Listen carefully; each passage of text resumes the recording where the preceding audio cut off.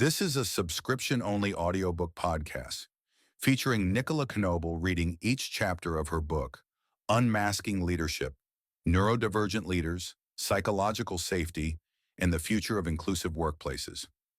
This series is for listeners who want to understand how leadership, safety, and inclusion actually operate beneath the surface. The book explores how neurodivergent people experience work, why psychological safety often fails in practice, and how systems designed to protect people can instead create harm.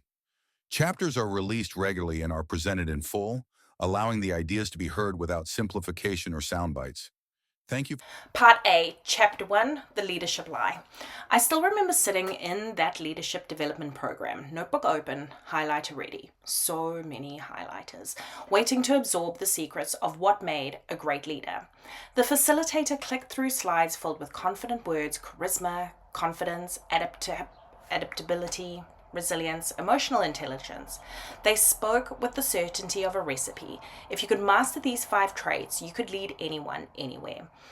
It was presented like a universal truth, tidy, measurable, and safe. Yet, even as I wrote the words down, an unease began to form that I could not name.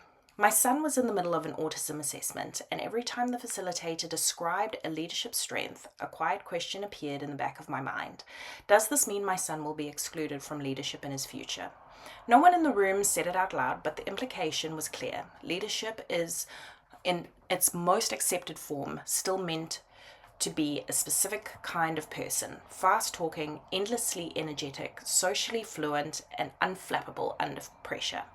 It valued presence over pause, and persuasion over precision, and confidence over contemplation. Eventually, I put my hand up and asked the question out loud. The room went still. The facilitator blinked, caught off guard, as if I asked something entirely unrelated to the topic. I remember their polite but puzzled smile, the kind you give when you're trying to be encouraging but cannot quite see the point. They replied with something along the lines of, well, leadership is about people skills, so those traits are essential.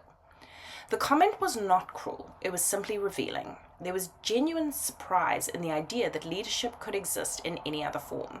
The assumption was that charisma, confidence, and social fluency were not just common traits of good leaders, but the very definition of leadership itself. As the session moved on, I sat there wondering how many people in that room had quietly disqualified themselves without saying a word.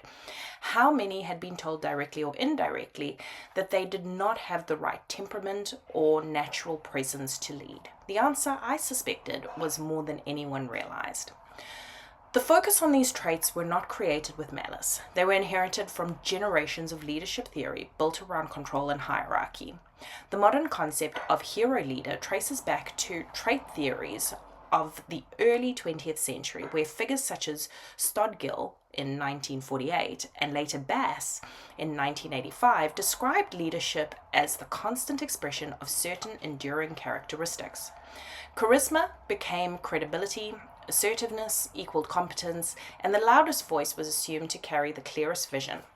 As Alverson and Svingsen 2003 later observed, leadership studies often recycle the same descriptors of confidence and inspiration while overlooking the contextual and relational elements that make leadership effective. Sitting in that room, I began to realize how narrow that view really was. And if this was the benchmark, where did it leave the rest of us? What about the quiet thinkers, the detail spotters, the pattern seekers, or the people who process before they speak? At that point, I did not know yet that I was autistic and ADHD, or DHD. I only knew that I had spent my entire career trying to embody this checklist of traits: articulate but not too intense, warm but not too emotional, visionary but never scattered. Success, I believed, required performance. I learned to soften the edges that felt too much and amplify the traits that others rewarded. Dial back the quirkiness, Nicola. Let's take a quick break here. If you would like to support this work, you can head to nicolanobel.com to check out the book, subscription options, and a small range of merch designed for neurodivergent thinkers and leaders. Your support helps keep this project independent and accessible. Now back to the chapter. I felt like a fake because I could never quite get it right.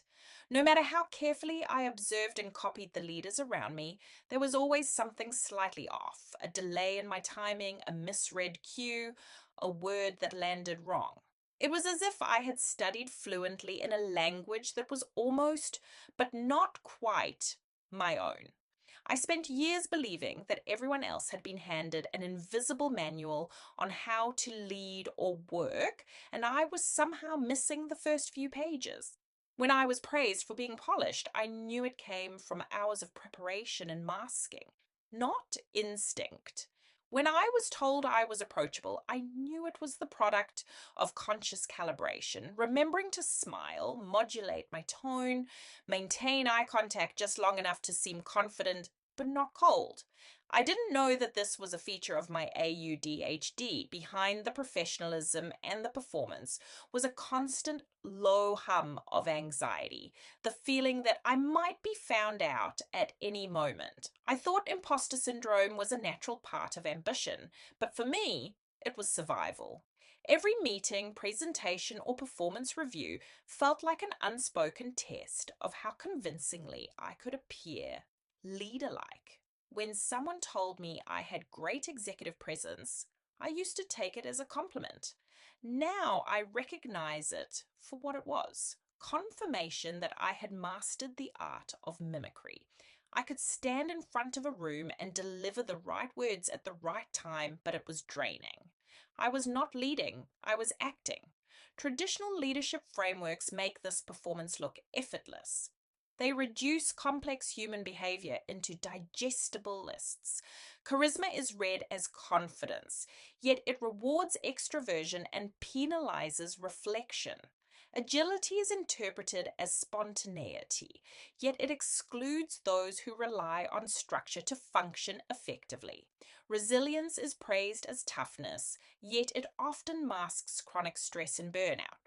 Kunsthalskestjuk, 2017.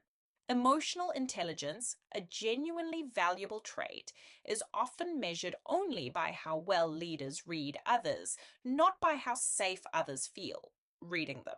Goleman, 1995, Edmondson, 2018.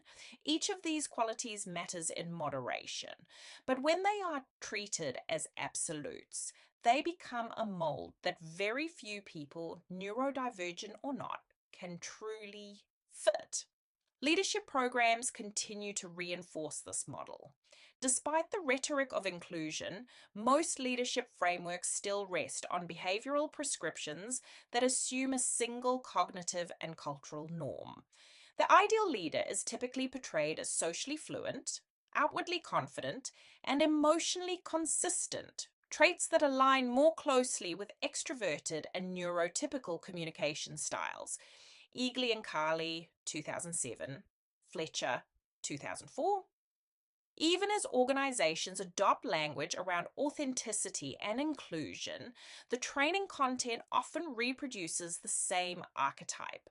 Leaders who think, speak, and regulate in ways that mirror established hierarchies rather than reflect genuine diversity of cognition or experience.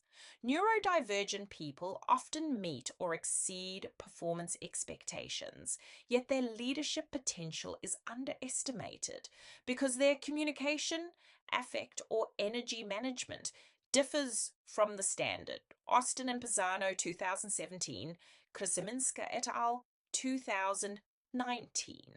The irony is that many of the abilities leadership theory prizes, focus, creativity, strategic pattern recognition, are traits commonly found in neurodivergent populations. Austin and Pisano, 2019, 2017. But the environment determines whether those traits become assets or liabilities. When the workplace rewards constant interaction and instant response, the people who excel through reflection and precision are quietly filtered out. Looking back, that leadership program was not really about my son at all. It was the first time I saw the invisible line between what we say leadership is, inclusive, human, empowering, and what we actually reward, It is the gap between the performance of leadership and the practice of it. That gap is where exclusion hides. As I began to study this more closely, I found evidence everywhere. Research on psychological safety shows that people take more interpersonal risks when they feel accepted and valued for their input. Edmondson, 1999 2018. Yet most leadership assessments still equate composure with competence. They fail to account for how much cognitive effort goes into maintaining that composure for people whose brains operate differently. The more I examined it, the clearer the pattern became. Organizations claim to value authenticity, but they structure leadership around the suppression of difference. They recruit for innovation while standardizing behavior.